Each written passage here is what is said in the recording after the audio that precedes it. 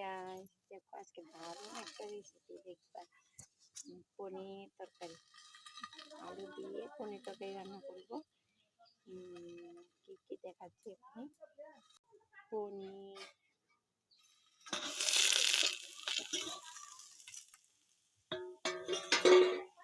আলু, আলু দিয়ে তারপরে পনির আলু তরকারি, দারুণ রেসিপি। তোমরা ট্রাই করে দেখবা। তরকারি যখন রেডি হবে তাও দিব। এখন ডাল রান্না হলো, পনির তরকারি, দারুণ রেসিপি। তোমরা ট্রাই করে দেখতে পারো। ফোড়ন তেলানি দিয়ে ডাল, মটর কালার ডাল, জিরা গুঁড়া, ঝাল মশলা, তারপরে শুকনো মরিচ ভাঙিয়ে দিয়ে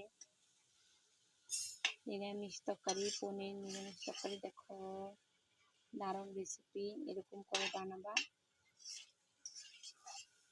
খাই দেখবা, ভালো করবে, ভালো লাগবে। দেখো পনির তরকারি রেডি হয়ে গেছে।